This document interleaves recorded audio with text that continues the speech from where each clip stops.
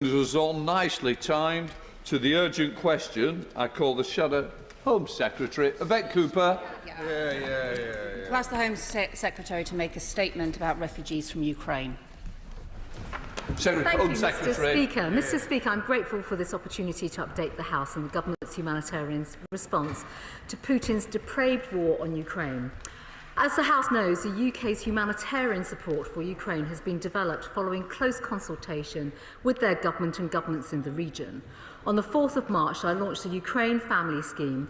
It applies to immediate and extended Ukrainian family members, and everyone eligible is granted 3 years leave to enter or remain. Today, I want to set out further changes I'm making to the process to make it quicker and simpler. I have two overreaching obligations. First, to keep the British people safe. Second, to do all we can to help Ukrainians. No Home Secretary can take these decisions lightly, and I'm in daily contact with the intelligence and security agencies who are providing me with regular threat assessments. What happened in Salisbury showed what Putin is willing to do on our soil. It also demonstrated that a small number of people with evil intentions can wreak havoc on our streets. This morning, I received assurances which enable me to announce changes to the Ukrainian Family Scheme. Based on the new advice I have received, I am now in the position to announce that vital security checks will continue on all cases. From Tuesday, I can announce that Ukrainians with passports will no longer need to go to a visa application centre to give their biometrics before they come to the UK. Instead, once their application has been considered and appropriate checks completed, they will receive direct notification that they are eligible for the scheme and can come to the UK. In short, Ukrainians with passports will be able to get permission to come here fully online from wherever they are and will be able to give their biometrics once in Britain. This will mean, Mr. Speaker, that visa application centres across Europe can focus their efforts on helping Ukrainians without passports. We have increased the capacity at those centres to over 13,000 appointments per week. And this streamlined approach will be operational as of Tuesday, the 15th of March, in order to make the relevant technology and IT changes. I will, Mr. Speaker, of course, update the House if the security picture changes and if it becomes necessary to make further changes to protect our domestic homeland security. Threat assessments are always changing, and we will always keep our approach under review. In the meantime, Mr. Speaker, I once again salute the heroism of the Ukrainian people. Yvette Cooper.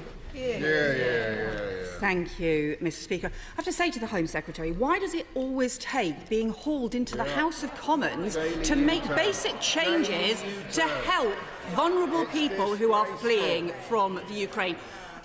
Maternity hospital was bombed yesterday. An attack on newborn babies and women giving birth. People are fleeing for their lives. And up to now, the response from the Home Office has been a total disgrace, bringing shame upon our country. We've had a 90-year-old Holocaust survivor left in makeshift accommodation in Poland, even though her granddaughter was struggling to get here.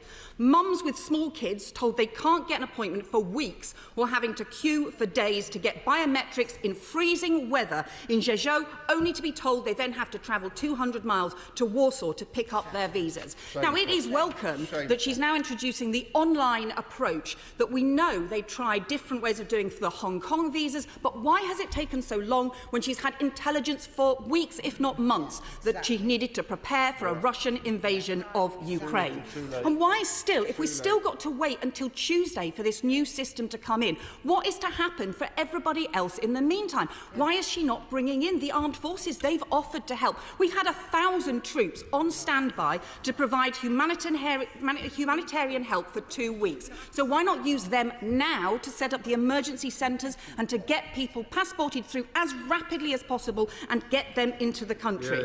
And what about the Ukrainian nurse here on a healthcare visa? Is she finally to be allowed to bring her elderly parents to the country, something we've asked for so long? And is this still just being restricted to those with family? Are they still going to have to fill in multiple online forms, or would she now say that all those who want to come to the UK, who have fled the fighting in Ukraine, can now come here without having to fill in loads of online forms or jump through a whole load of hoops? This has just been shameful. making vulnerable people pushed from pillar to post in their hour of need. Week after week, we have seen this happen. It is deeply wrong to leave people in this terrible state. Our country is better than this. If she can't get this sorted out, frankly, she should hand the job over to somebody else who can. Home Secretary. Thank you, Mr. Speaker. Well, as ever, I am delighted to be in the chamber, and in fact, Mr. Speaker, as you know, we were intending to give a statement this morning, so far from the opposition bench's comments, she should have some perspective to all of this, Mr. Speaker. I think, Mr. Speaker, if I may just respond to some of the points that the opposition party have made. Of course, it is the job of opposition just to attack the government rather than finding collective solutions. No, actually, rather than support the approach that the government is taking. I think first and foremost, no, absolutely, Mr. Speaker. I've always maintained that we will take a pragmatic and agile approach to our response. We are making important changes. She has asked why we are not making these changes immediately. They are subject to digital verification, and there is no comparison to BNO schemes whatsoever, because 90% of Ukrainians do not have chip passports, so they'd be excluded from any type of scheme and approach. Visa applications are important in terms of this process, and what we are seeing, and it is important that we're flexible in our response, and we have been, is that there are many Ukrainians that do not have documentation. And if I may, Mr. Speaker, I think this country and all governments, including probably a government that she once served in, will recognise that there was something known as the Windrush scandal, and it's important that everyone arrives in the UK has physical and digital records of their status here in the UK to ensure that they're accessible to schemes.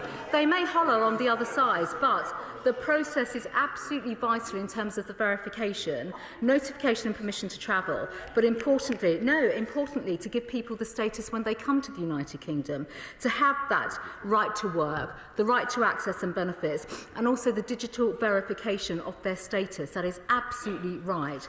And I think it is really important, Mr. Speaker, to remember again that yes, we have known this attack has been coming, but we have to work with the intelligence and security agencies, and no disrespect to the Honourable Lady, these checks and datas, biographical and warnings index, that is important security checks that can be done through this digital process. They have been verified by the intelligence and security services, and we have to work with them in particular. At a time of war and conflict, Mr. Speaker, I think it's really important that we work together, and if I can just reflect on many of the comments and observations that I've heard directly from the Ukrainian members of the community in this country, Mr. Speaker, who I've spent a great deal of time with this week, not just on their applications, how applications are processed, but actually how applications can be done both in the UK and the United Kingdom. There are not wades and wades of forms. There is a very clear application process for families to undertake. We've been working with the government. I would actually emphasise to those that want to listen to me in this House rather than talk over me. And it is through that engagement, Mr. Speaker, importantly, that many of these families have said that they actually want to see the country come together in the support, and also, rather than have misinformation about VAC appointments that originated from the opposition party, that we should stick with the factual information about the scheme, that everybody should work together in terms of not just promoting the scheme, but actually making sure that those that need our help are united in our collective approach in terms of how not only do we serve them, but support them in getting their family members over to the United Kingdom. Mitchell. Thank you very much, Mr. Speaker. Of course, my right honourable friend is absolutely right that many of the people who are fleeing from this appalling murder mayhem, from war crimes and from breaches of the international rules of war, they want to remain as close as possible to the areas from which they have been driven, so that when this appalling catastrophe is over, they can return. But will she keep in touch with our European partners on both their practices and procedures, so that we help these desperate people who our constituents are rightly intent on us assisting, and to ensure that we are part of a coordinated and effective European response to this horrendous humanitarian crisis? Speaker, my right honourable friend is absolutely right, both in his comments but also in terms of the coordinated approach that must be taken. My right honourable friend has also spoken very clearly about the response within the region, and it is very clear that families want to stay in the region.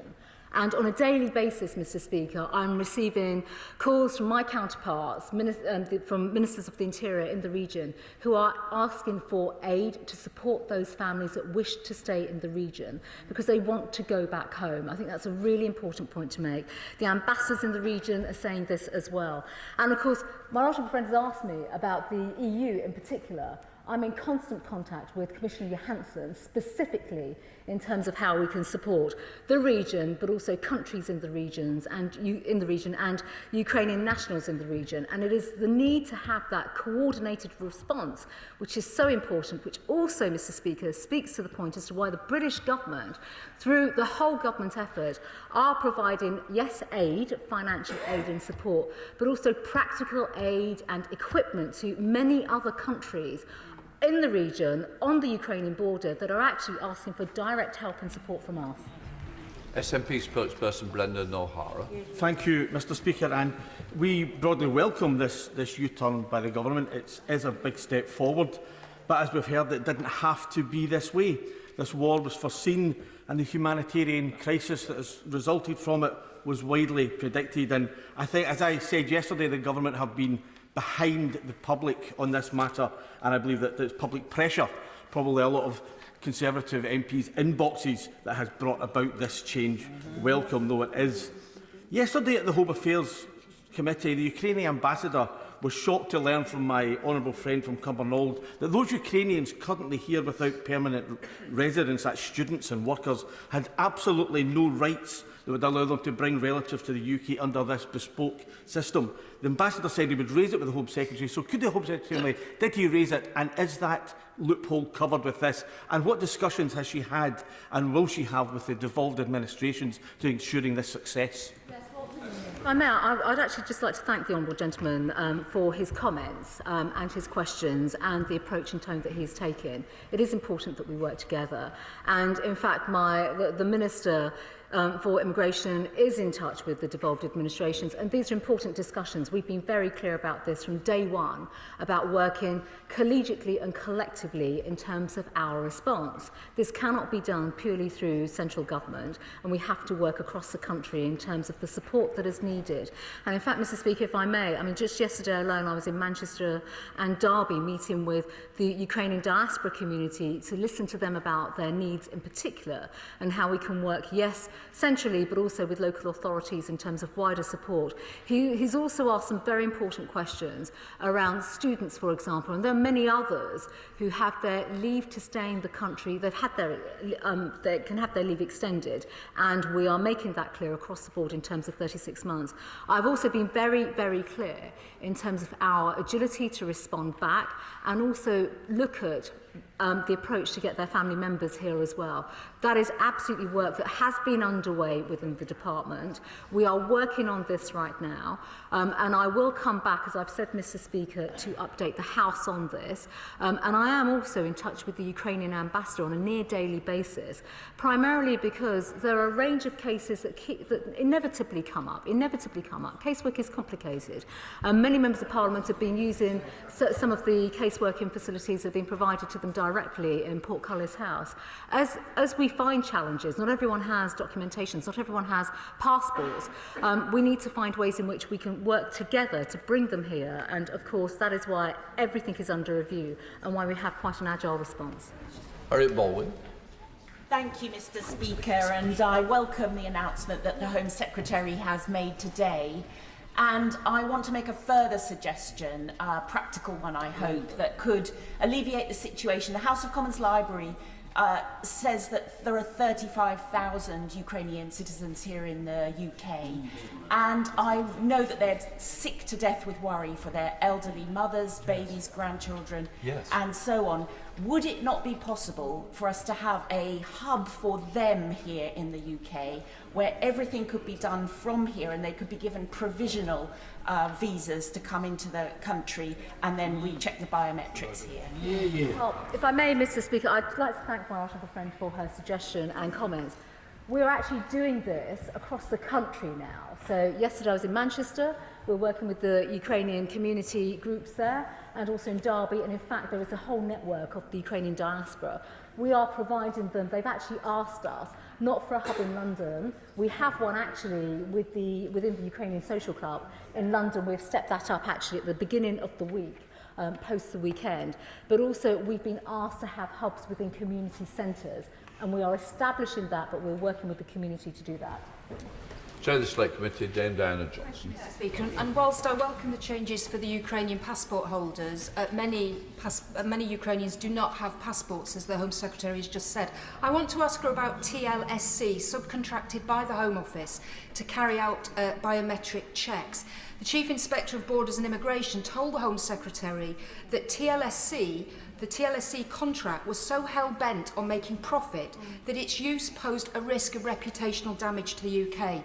Now, with Ukrainians fleeing for their lives and the chaos at the visa application centres with long waits and few appointments, can the Secretary of State tell me why this company is allowed to profit from the suffering and misery of Ukrainians by offering them, if they make additional payments, their cases will be expedited, they'll be given quicker appointments? Is that right? No. Speaker, let me just share the information that I know about the contracted service with TLS. First and foremost, Mr. Speaker, that we have surge capacity, and I've said this several times in the House. We have at visa application centres, and that is a contractual process that we have, alongside working with Home Office staff in country, and further staff have been sent out. But she's asked specifically about the contractual arrangements with TLS.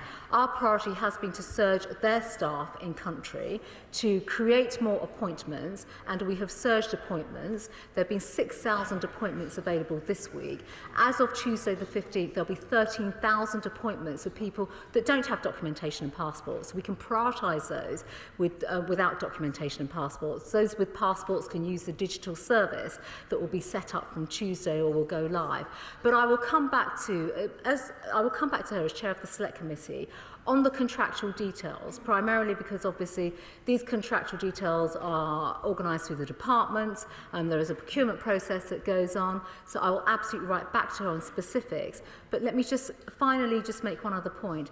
With regards to Ukrainian individuals, family nationals, Ukrainian nationals coming to the United Kingdom to be reunited with their families, this is a free service. There are no charges in place whatsoever. I welcome the measures announced today, which are coming in next Tuesday, but could she not today suspend the carrier liability duty for Ukrainian passport holders presenting at Krakow or Warsaw airports to come to the UK to have the checks done in a secure setting here and be granted at least a visitor's visa, or remove Ukraine from the list of restricted countries so they could come here in the same way as an American tourist and be granted a visitor's visa subject to the checks in a secure setting? Am I wrong? No, well, look, I thank my honourable friend, and as ever, he is making practical suggestions in terms of what we can do. I'm afraid those checks cannot be suspended, and there's been work already across government looking at, particularly with the carrier liability aspect as well. It's the electronic authorisation to travel that we are speeding up through this process, through this digital system, so that once the individual receives the authorisation, they can go straight to a port and they can show that they have the authorisation to travel, and then they can board a plane or train to get to the United Kingdom. We cannot make any other travel changes on that basis because of the wider implications that has with other carriers. Mr. Bryan. Thank you, Mr. Speaker. Look, I think the whole of the House just wants the government to be and the UK to be as generous as possible and as unbureaucratic as is possible. If that's where we're getting to, we're pleased. But the thing that still nags away at me is, as I understand it, and as we were told in the Foreign Affairs Committee, the government has known since October or November of last year that Putin either wanted or intended to do this. So on so many levels, we've been really running to catch up. And I think a lot of us are asking, why didn't we know that we needed to put all of this in place like 2 months ago? And if I might just, I want Putin to be in a court of law. The International Criminal Court can't just judge a leader on the basis of initiating a war of aggression. Will she work to change that law? Well, Secretary. I thank the honourable gentleman for his comments, and he is right. Of course, we've known that this attack was absolutely planned. What we are finding, though, and the schemes that we have, obviously, have been developed with the governments within the region. I must emphasise that, Mr. Speaker. Currently, right now, various countries within the region are asking for different requirements from the Home Office in terms of how we undertake our checks, how we process individuals, and we are trying to simplify this so that it just makes it easier across the board. So, if I may, Mr. Speaker, in Poland last week, the Polish government asked us, please do not process people near the border or within the close proximity of the border, please use your visa application centres. The Hungarian government have asked us for a totally different approach and asked us for liaison officers on the ground. The Romanian government are asking us to come to the border. So we have deliberately chosen to use the facilities of the visa application centres to give the certainty and consistency in approach. Clearly, our objective has been throughout to try and streamline this, and the digital piece is challenging. It is not straightforward. We do have to change and change our codes, our systems, our structures, but recognise that many Ukrainians do not even have electronic passports. Passport and travel documentation is not consistent around the world. Hence the comment I made earlier on about Chip Checker and the B&O scheme, where 97,000 visas have been granted. On the honourable gentleman's point about President Putin and war crimes, I would just like to assure the House there is some very significant work that's taken place in this area, actually, across government, but also with policing and the CPS. I'm sure my colleagues in government will, and of course, exactly that, laws do need to change. With that, we will look at every single aspect in terms of prosecutions and how we can absolutely ensure that we all achieve the right outcome. Steve Becker. Thank you, Mr. Speaker. I'm very grateful for what my right honourable friend has said about the number of appointments that there will be, and I'm very grateful to Visa Application Centre staff for working so hard. But I understand that the Warsaw Centre is closing at 5 p.m. and at weekends. Could she possibly do something to extend opening hours? No, my honourable friend has made a very, very important point. This is because of labour laws in Poland, and there have been extensive discussions via government, Foreign Office, Home Office, in terms of getting the extensions. We would love them to be working much longer hours. Believe you me, we've been pursuing this, including the weekends. As I've said, every country and region has a different response and different laws that we have to respect and work with, and we are absolutely doing everything we possibly can to get those extensions. Mr. Speaker, I don't think I've ever seen my Edinburgh South West constituents more angry than they are this week about what the government have done or not done so far on this. Mr. Speaker, the fictional Prime Minister Jim Hacker once said that it was important for the government not to look heartless and feeble at the same time. But I'm afraid that's what they have done for the last week. So I welcome this U-turn. But will the Home Secretary also take the opportunity to apologise to the Ukrainian refugees whose suffering has been needlessly exacerbated by the Home Office's ineptitude? And will she apologise to many of my constituents who have Ukrainian relatives whose suffering has been exacerbated by her department's ineptitude? If I may, first of all, to correct the honourable lady, since I've become Home Secretary, we've welcomed to the United Kingdom 20,000 Afghanistan refugees and 97,000 Hong Kongers. Over the last 2 years, if I may say, and these numbers are completely unprecedented, and I'll take no lectures from her about heartlessness, particularly, Mr. Speaker, in light of the lack of take-up of the dispersal scheme for those people that need housing that come to the United Kingdom. So, you know, for those fleeing persecution, I would absolutely say that she and her government need to look at themselves. I make the point as well, Mr. Speaker, if I may. It is by working with the Ukrainian community and the diaspora. She's already heard me say to the House a few times now about the work that we're doing directly with them to help their family members come over. And I think it would be good to recognise, actually, that we achieve the right outcomes, not just by working together, but actually giving them the support in terms of how the application process can be made, and we are doing that in government, to correct her. We have done it to date. We have indeed, and I'm sorry if she's not been able to use many of the facilities that we have made available to her constituents and herself to actually make these cases come through, Mr. Speaker. Robert Butland. Speaker, I welcome my right honourable friend's announcement today, and she knows that I and others have been pushing for tech and biometrics to be used more constructively. But with regard to the repurposing of officials and their movement to the front line, not just from within the Home Office but from across government, will she work with the excellent new Refugees Minister to ensure that we can get that real sense of coordination and urgency here? As Russia leaves the Council of Europe and denounces the European Convention of Human Rights, the slide into tyranny continues. This is a crisis that will not wait. Friend is absolutely right, and we are blessed, I think, with the appointment of our noble friend in the other place as Refugee Minister, because this is about coordination. This is about national coordination and not about one department or another department. This is a whole of government effort, Mr. Speaker, a phrase that I've used several times in this House. And of course, if I may, Mr. Speaker, the Refugee Minister will of course be overseeing much of the community sponsorship scheme, which will come in due course, and of course there'll be further announcements about that scheme too. Green. Mr. Speaker, can the Home Secretary just confirm that for Ukrainians with dual nationality, for example Ukrainian and Romanian nationality, that they will nonetheless be able to come to the UK under the family scheme? Yes, Mr. Speaker, the Honourable Lady is absolutely right on that, and of course we are seeing many dual nationals come forward, and that is why we are absolutely trying to streamline the system to make it easier for people to apply, for them to apply. The other point to make, Mr. Speaker, about applications, these applications can be made in country. They can be made in Ukraine, which again will speed up their ability to come to the United Kingdom. Laura Trott. Yeah, and I'm grateful for the announcements today, which will directly benefit the families of my constituents. Can I ask a point of clarification? If a Ukrainian has a Ukrainian ID card rather than the passport, can they apply entirely online? No. Mr. Speaker, this will be passports only for all the security checks that can be taken through passport data. And this is part of the problem or the wider challenge that we've had in terms of documentation. These types of cases will need to go to the VACs, but as I've said, we've just increased the capacity to over 13,000 appointments. And of course, if there are any other issues, we can also pick up casework directly. Vera Hobhouse. Speaker, it is disappointing that she needs to be dragged here to make the process simpler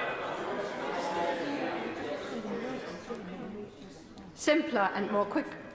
And a lot of the people in this country will not understand why it's so complicated. Now, she has already responded to the honourable member from East Worthing why we can't just let people come here and have the checks done here, as we do for millions of visitors from non-visa countries. So will she at least commit to looking into whether this is possible, because Ukrainians who come and flee war have gone through days and weeks of trauma and exhaustion, and they deserve to be treated better. Speaker, if I may, I've always made it abundantly clear in the House that all our approach is always under review. It's under review for a range of issues. Situation changes, security threat level changes as well. She's just asked, why don't we, can't we just let people through? There's a range of advice that I have to consider. And it is by considering all advice and also looking at the approach that we can take. My priority has been to streamline the approach.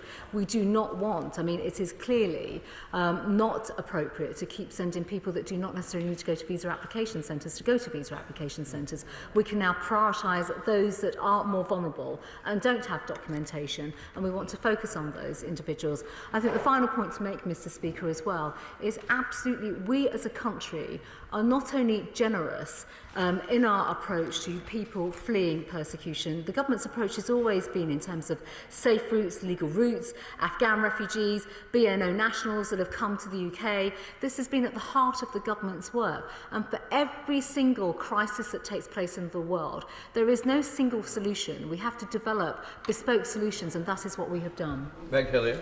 Dave Meg Hillier. Thank you, Mr. Speaker. Mr. Speaker, as one of the top 6 customers of the Home Office on immigration issues, this situation just underlines the chaos in the Home Office's immigration system, that it's really struggling to keep up with the basics, and then when dealing with this surge has understandably crumbled under the pressure. But I'm concerned that while we've been waiting all of these days, we know there are security checks that need to take place. But what security risk is there of 90-year-old women, of people in their 60s, of mothers and small children? And has she not given some thought to progressing them through faster and doing more checks here in the UK? The answer is yes, and that's exactly what we have been doing. Mark Harper. Very much, Mr. Speaker. First of all, can I welcome what the Home Secretary said this morning, combining security with a generous approach. Both of those are essential and must be delivered. In my experience of the Home Office, officials in the Home Office who are focused on protecting our country respond well to clear and decisive leadership. So can I just check so that it's clear, does the Home Secretary retain overall responsibility for the whole of our refugee policy, including the humanitarian sponsorship scheme, so that people know where the buck stops? And when does she expect to be able to come to the House to set out further details? My right honourable friend is absolutely right, and he will be too familiar, it's fair to say, with the various processes around immigration, checks, digitalisation, security, the wide considerations that have to be made constantly. In terms of wider refugee policy, this is a whole-of-government effort. So parts of this, in particular the community sponsorship route, as I announced in the House last week, will be led by Deluxe. They will be leading on that primarily because of the local authority engagement, the safeguarding that's required. There'll be further announcements, Mr. Speaker, on this, but the Refugee Minister in particular will be split between both departments to assist with the coordination effort that is required. And I know my right honourable friend will be so familiar actually with the vulnerable Syrian refugee scheme and how that was created. We are effectively trying to build upon some of the previous models that have worked successfully in government. Sir William Cash. Thank you, Mr. Speaker. May I commend my right honourable friend for the calm and collected manner in which she's presented this statement and for the manner in which she has dealt with the really serious and complicated problems that this represents. And furthermore, to commend also members from both sides of the House who have shown conspicuous interest in trying to get together over this subject rather than just to produce carping criticisms. I thank my honourable friend for his comments and his acknowledgement of the very difficult work, of course, as a country. Our priority is absolutely to bring people over from the Ukraine at their time of desperate need and give them the protection that they need as well. But as I said, Mr. Speaker, every crisis requires a bespoke response, and that is what this government has been working on. Evan. Speaker, the Home Secretary is doing a difficult job at this stressful time with this horrible war that Putin's unleashed against these innocent people.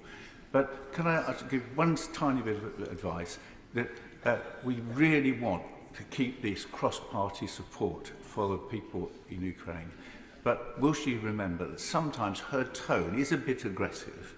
And she did lose some of us on this side when she seemed to suggest we couldn't be trusted with security information. And also, we were a bit disappointed when she just got her facts wrong about what was happening in Calais. No, if I may, Mr. Speaker, I acknowledge the honourable gentleman's comments, and I think it is important, actually, that as a country and in this House in particular, we unite against Putin and what Putin is doing. We must never lose sight of what President Putin is doing to Ukraine, the people of Ukraine, and that is something I think this entire House, particularly this week, should absolutely get behind. Peter Bell. Thank you, Mr. Speaker. I'm grateful for the Home Secretary for her approach. Please forgive me, but I didn't hear correctly whether it was 13,000 appointments per day or per week. And she mentioned many of the countries that we've got our visa centres in, but the small country of Moldova, which is not in the EU, has had a disproportionate number of people come there. Have we beefed up that visa application centre? Yes, Mr. Speaker. First of all, these are applications at the VAC centres in the region, the 13,000 next week. Primarily for, once we launch the digital approach, this will mean that those appointments are for those individuals that are vulnerable without documentation who will need our help to get their status, and will need to do much more work with them. Secondly, on Moldova, I'm afraid, Mr. Speaker, in fact, it was the EU Commissioner, Commissioner Johansson, who I spoke to on Monday, and she called me specifically about assistance for Moldova and the fact that they are having a very challenging time, not just in number of refugees, but at their borders. They are finding a number of third country nationals that are now presenting, trying to present themselves as Ukrainians when in fact they are not. And of course they've got border security problems as well, and we have been specifically asked to provide assistance with security equipment and help to stop weapons from coming into the country. I've also spoken to the Minister of Interior there this week. There is a lot of work directly taking place to support the government as they also support people fleeing the Ukraine. Savile Roberts. My constituent, Gareth Roberts of Trawsfynydd, is presently travelling to the Slovakia border with his wife Natasha to meet her daughter and granddaughter. Gareth is a fluent Russian and Ukrainian speaker, and he is well able to help the family to make the digital applications. But he tells me that you can only make the applications in English, and that this will directly affect many vulnerable Ukrainian applicants. Will she confirm to me that it will be possible in future to make these applications in Ukrainian, and better still, will she waive all these restrictive visa requirements? Mr. Speaker, the applications are in English because the checks have to be done in the UK in particular by British people. We are, however, Mr. Speaker, there is work taking place to see what we can do, particularly, primarily because we are bringing in Ukrainian and Russian speakers to help us not just with translations, but to see what more we can do to deal with getting forms in the right language, but also having more staff in our centres as well, working directly with the Ukrainian community, and that equally applies in the UK through the hubs that we are creating. Mr. Beckett. Thank you, Mr. Speaker. I warmly welcome today's announcement, which I and other colleagues have been calling for. As my right honourable friend knows after the visit at the weekend, which I'd like to thank her for, the Association of Ukrainians in Great Britain is headquartered in my constituency. And I would ask my right honourable friend, given the amount of correspondence and issues that they are having put into them, if she would consider a direct link for them into the Home Office. Mr. Speaker, I do want to just give my thanks as well to the Centre for everything they've been doing. It was very humbling actually to spend so much time with them on Sunday, it really was. But again, to understand from them issues, barriers and challenges. And of course, I've said from day one, Mr. Speaker, we work with the community. We have to ensure that everything we do in our approach works for them.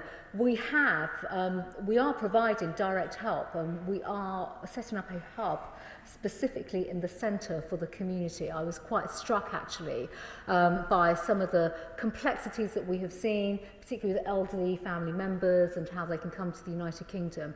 The hub in the Honourable Lady's constituency is one that will be replicated with some of the other locations that I referred to earlier on. Thank you very much, Mr. Speaker. My constituent's Ukrainian wife, Ludmila Florence, was turned away from the UK visa office in Warsaw, being told she had to book an appointment and make her application online. The UK immigration website repeatedly stated, "Sorry, there is currently a problem with the service. Please try again later." She eventually now has an appointment, but not until the 17th of March.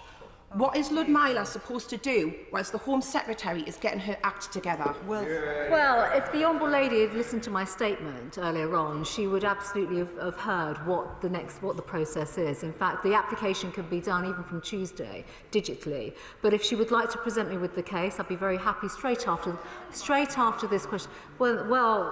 We do have the hub in Portcullis House, which actually has been working through cases. I don't know if the Honourable Lady has been using this, but if she has difficulty with that, then she's very welcome to give me the case straight after the EQ, and I'll make the calls myself directly. Richard Fuller. I was shocked to hear the Labour front bench imply that they would throw away or downplay essential security checks in their mad dash to be seen to be doing something. I know our Home Secretary will stand firm on our borders. But will my right honourable friend, the Home Secretary, also use this opportunity to thank the many thousands of families around this country who have stepped forward to say that they wish to give support to Ukrainian families, and will she tell them she'll work... I think we need to check the Hansard after. It's not quite how I remembered it, to be quite honest. And I don't want to get into a slanging match. We need to be correct on the information that we challenge. So please, I think afterwards, if we were to check it, it might be a much easier way. Richard Fuller, if you want to continue. I'm grateful, Mr. If I got that wrong, I do apologise to the Shadow Home Secretary if I did get that incorrect. My point was the balance that the Home Secretary has herself. Will she use this opportunity to thank the many thousands of British families who have stepped forward? They wish to help Ukrainian families, that she will work night and day to enable them to fulfil their generosity. Speaker, my honourable friend is absolutely right in everything that he said. There's no question about that whatsoever. With regards to the Ukrainian community across the United Kingdom, they've been absolutely extraordinary. They really have. In really their resolve, in particular, their fortitude at a very, very difficult time to provide much needed support and resource, but importantly, to support people coming over to the United Kingdom. Mr. Speaker, I don't want to preempt any further statements on community support, primarily because there is a scheme in government that is under development. But many members of the community have been shaping that scheme and how that help can also be given. Maureen Fellows.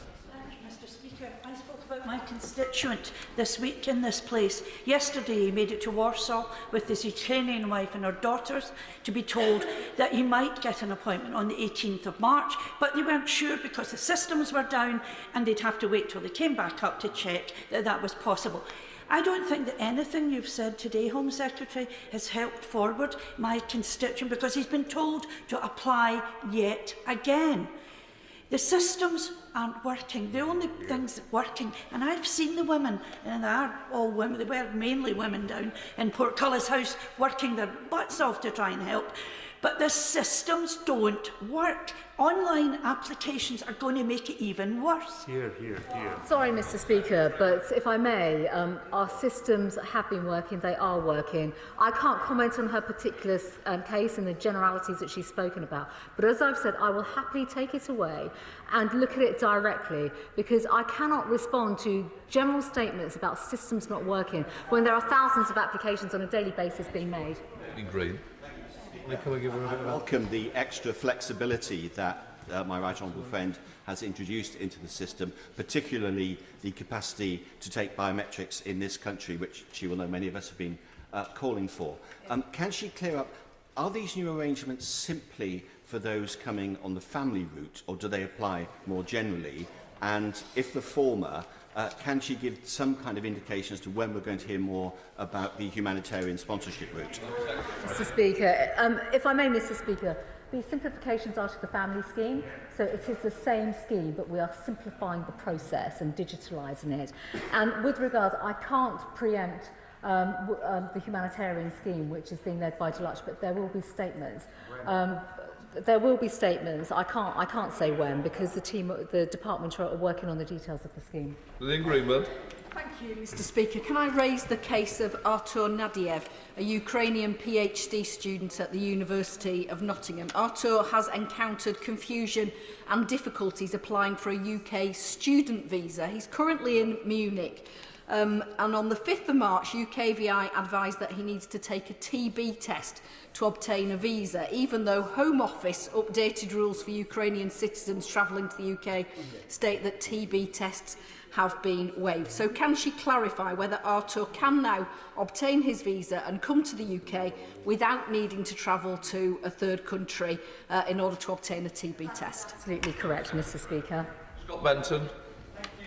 Speaker, this country has a proud history of providing sanctuary to those fleeing for their lives, and I welcome the various routes we've made available to those displaced from Ukraine. There will always be those who seek to exploit this country's generosity for more malicious aims.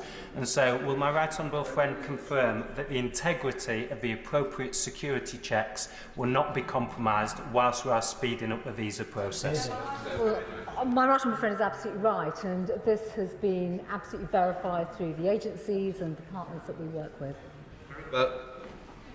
Mr. Speaker, with one of the largest Ukrainian populations in the country in Westminster, I welcome this late change of heart by the government, and I hope that it will work considerably more effectively than the Afghan scheme did. But can I just seek a clarification on the issue of work visas?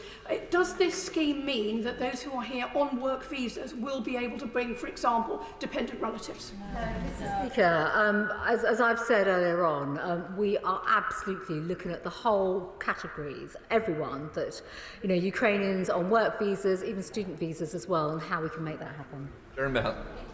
Speaker, can I welcome today's announcement and thank the Home Secretary for listening to the House, and ask her about my constituent Larry Sullivan, who owns a technology business in Russia. He has got some very able young software engineers desperate to get here. They would make a big contribution to the UK economy. They're fanatically against Putin's war of aggression. Is there a route for them to come here before Putin slams the door shut? If I may, Mr. Speaker, I'd like to come back to the right honourable gentleman and discuss that with him, because there will be ways. Live bets. Thank you, Mr. Speaker. I asked the Home Secretary last week about the arrangements for refugees when they come here. Many of them will need places for their children in schools, they'll need mental health support, and under both schemes, many will want accommodation. Can the Home Secretary explain what the arrangements are? She said DLUC are responsible for the community sponsorship scheme for these arrangements, but is the Home Office then responsible for people under the family scheme? Now, we asked the Permanent Secretary at Select Committee on Monday, the DLUC Permanent Secretary, and he confirmed that currently there aren't any arrangements in place, none had been agreed, and he couldn't give a timetable when they would be agreed. So shan't she update the House today on what the arrangements are under both schemes, or will the DLUC Secretary of State come to this House in the near future and update us? Absolutely, Mr. Speaker. The right honourable gentleman is absolutely right. This is led by DLUC, the sponsorship route, and of course with sponsorship, as we discussed last week, I think, in the House, Mr. Speaker, accommodation will be a vital part, and also the engagement with local authorities. I cannot preempt the work of DLUC. Further statements will be made on this. And the honourable gentleman has also spoken about the family scheme as well. The community and family members are absolutely working together on that.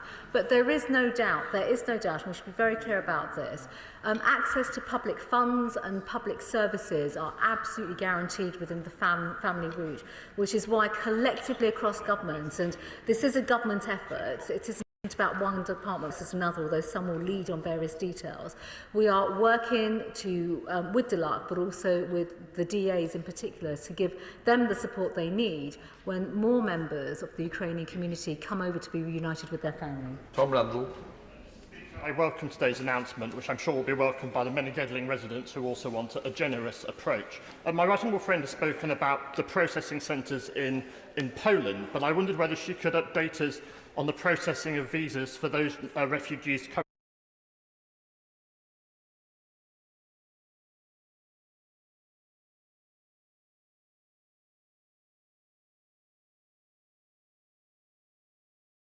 of the economic crime bill will come before us, such as the measures on reforming Companies House, which have been referred to. It cannot wait, Mr. Speaker, until the next session. We on this side of the House, we will work with him and his colleagues to make sure that any such bill progresses speedily, as we have done this week. So could he give us more information on that? Mr. Speaker, Tuesday was International Women's Day, and the government's own survey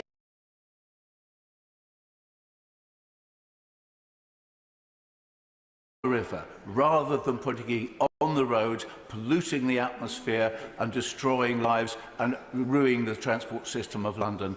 Unfortunately, the first scheme in this, the new museum and learning centre, has just been given a contract to put all their materials on the road rather than on water. Will he look again at contracts that include transport on the river?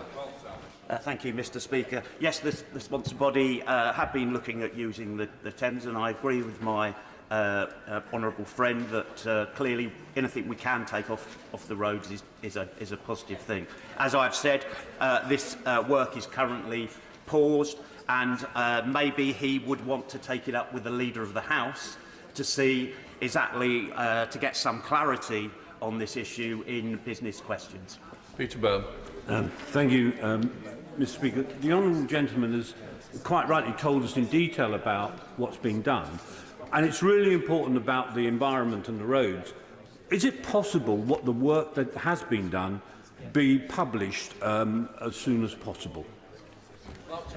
Yes, I would agree with the honourable gentleman that a lot of work has gone into this, and whatever the direction of travel is on this project, I think it's very important that we don't lose the valuable work that has already been done. And what I can certainly say, as having been involved in this for many years, that the people that have worked on the project have done incredible work, have worked incredibly hard.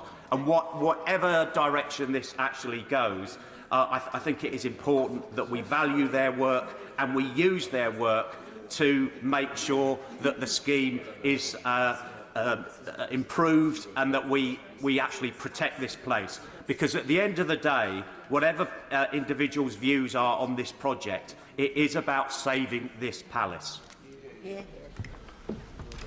Right, that now brings us on, nicely timed, to the urgent question. I call the Shadow Home Secretary, Yvette Cooper. To ask the Home Secretary to make a statement about refugees from Ukraine. Thank you, Mr. Speaker. Mr. Speaker, I'm grateful for this opportunity to update the House on the government's humanitarian response to Putin's depraved war on Ukraine. As the House knows, the UK's humanitarian support for Ukraine has been developed following close consultation with their government and governments in the region. On the 4th of March, I launched the Ukraine Family Scheme. It applies to immediate and extended Ukrainian family members, and everyone eligible is granted 3 years leave to enter or remain. Today, I want to set out further changes I'm making to the process to make it quicker and simpler. I have two overreaching obligations. First, to keep the British people safe. Second, to do all we can to help Ukrainians. No Home Secretary can take these decisions lightly, and I'm in daily contact with the intelligence and security agencies who are providing me with regular threat assessments. What happened in Salisbury showed what Putin is willing to do on our soil. It also demonstrated that a small number of people with evil intentions can wreak havoc on our streets. This morning, I received assurances which enable me to announce changes to the Ukrainian Family Scheme. Based on the new advice I have received, I am now in the position to announce that vital security checks will continue on all cases. From Tuesday, I can announce that Ukrainians with passports will no longer need to go to a visa application centre to give their biometrics before they come to the UK. Instead, once their application has been considered and appropriate checks completed, they will receive direct notification that they are eligible for the scheme and can come to the UK. In short, Ukrainians with passports will be able to get permission to come here fully online from wherever they are and will be able to give their biometrics once in Britain. This will mean, Mr. Speaker, that visa application centres across Europe can focus their efforts on helping Ukrainians without passports. We have increased the capacity at those centres to over 13,000 appointments per week. And this streamlined approach will be operational as of Tuesday, the 15th of March, in order to make the relevant technology and IT changes. I will, Mr. Speaker, of course update the House if the security picture changes and if it becomes necessary to make further changes to protect our domestic homeland security. Threat assessments are always changing, and we will always keep our approach under review. In the meantime, Mr. Speaker, I once again salute the heroism of the Ukrainian people. Yvette Cooper. Thank you, Mr. Speaker. I have to say to the Home Secretary, why does it always take being hauled into the House of Commons to make basic changes to help vulnerable people who are fleeing from the Ukraine? Maternity hospital was bombed yesterday, an attack on newborn babies and women giving birth. People are fleeing for their lives, and up to now the response from the Home Office has been a total disgrace, bringing shame upon our country. We've had a 90-year-old Holocaust survivor left in makeshift accommodation in Poland, even though her granddaughter was struggling to get here.